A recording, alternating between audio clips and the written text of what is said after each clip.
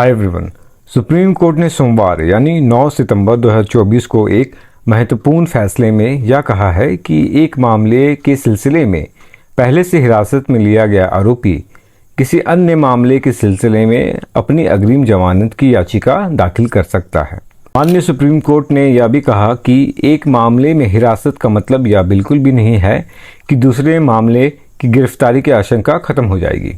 भारत के मुख्य न्यायाधीश न्यायमूर्ति जे.बी. पारदीवाला और न्यायमूर्ति मनोज मिश्रा की पीठ ने एक मामले में यह फैसला सुनाया है कि जिसमें यह कानूनी मुद्दा भी उठाया गया था कि क्या किसी अन्य मामले में आरोपी को गिरफ्तार किए जाने पर उसकी अग्रिम जमानत दी जा सकती है या नहीं, जिसका अवलोकन करने के बाद माननीय सुप्रीम कोर्ट के द्वारा यह मुख्य निष्कर्ष निकाला गया है कि किसी अपराध के संबंध में अभियुक्त को अग्रिम जमानत मांगने का अधिकार है जब तक कि उसे उस अपराध के संबंध में गिरफ्तार ना किया जाए। एक बार जब उसे गिरफ्तार कर लिया जाता है तो उसके लिए उपलब्ध मात्र एक उपाय सेक्शन 437 या फिर 439 ऑफ द सीआरपीसी के तहत नियमित जमानत के लिए आवेदन करना होगा। सीआरपीसी या अन्य किसी कानून में ऐसा कोई स्पष्ट या निहित प्रतिबंध नहीं है जो सत्र न्यायालय यानी सेशन कोर्ट या फिर उच्च न्यायालय हाई कोर्ट को किसी अपराध के संबंध में अग्रिम जमानत आवेदन पर विचार करने और निर्णय लेने से कोई रोक सकता है, जबकि आवेदक किसी अन्य अपराध के संबंध में हिरासत में है।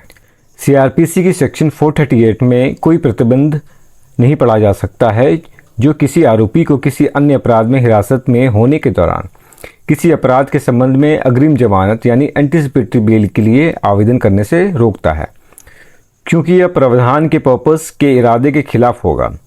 सीआरपीसी की सेक्शन 438 के तहत अग्रिम जमानत यानी एंटीसिपेटरी बेल देने की अदालत की शक्ति पर एकमात्र प्रतिबंध सेक्शन 438 की उपधारा यानी सब क्लॉज 4 और ST/SC अत्याचार निवारण अधिनियम आदि जैसे अन्य कानूनों के तहत निर्धारित है।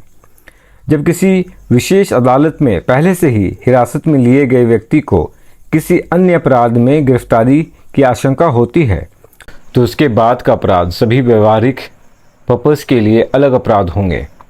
तब इसका अनिवार्य रूप से यह अर्थ होगा कि बाद के अपराध के संबंध में अभियुक्त और जांच एजेंसी को कानून द्वारा दिए गए सभी अधिकार स्वतंत्र रूप से संरक्षित हैं। जांच एजेंसी यदि आवश्यक समझें तो किसी भी अपराध में पूछताछ या जांच के पर्पस से आरोपी की रिमांड को मांग सकती है, जबकि वह पिछले अपराध के संबंध में हिरासत में है, जब तक कि बाद के अपराध के संबंध में एंटीसिपेटरी बेल यानी अग्रिम जमानत देने का आदेश पारित नहीं किया गया हो। हालांकि अगर आरोपी द्वारा अग्रिम जमानत देने का आदेश प्राप्त कर लिया जाता है तो जांच एजेंसी के लिए बाद के अपराध के संबंध में आरोपी की रिमांड मांगना अब खुला नहीं रहेगा। इसी तरीके से अगर आरोपी द्वारा अग्रिम जमानत का आदेश प्राप्त करने में सक्षम होने से पूर्व रिमांड का आदेश पारित किया जाता है तो उसके बाद आरोपी के लिए अग्रिम जमानत मांगना खुला नहीं होगा। सेक्शन 438 सीआरपीसी के तहत किसी आरोपी के लिए गिरफ्तारी पूर्व जमानत यानी एंटीसिपेटरी बेल यानी अग्रिम जमानत के लिए आवेदन करने के पूर्व शर्त यह मानना है कि उसे गिरफ्तार किए जाने की संभावना है। इसलिए उक्त अधिकारों का प्रयोग करने का एकमात्र यह उपाय है कि पूर्व शर्त का आरोपी को यह आशंका है कि उसे गिरफ्तार किए जाने का देयर मैक्सिमम चांसेस। एक मामले में हिरासत का प्रभाव दूसरे मामले में गिरफ्तारी की आशंका को दूर करने वाला नहीं होता है। न्यायालय ने याचिकाकर्ता की ओर से वरिष्ठ अधिवक्ता सिद्धार्थ दवे की इस दलील से सहमति जताई है कि अभियुक्त के व्यक्तिगत फ्रीडम की रक्षा को करते हुए यानी रक्षा के अधिकार सीआरपीसी की सेक्शन 438 के प्रावधानों पर आधारित है। इस कानून द्वारा स्थापित वैध प्रक्रिया के बिना पराजित या फिर विफल नहीं किया जा सकता है।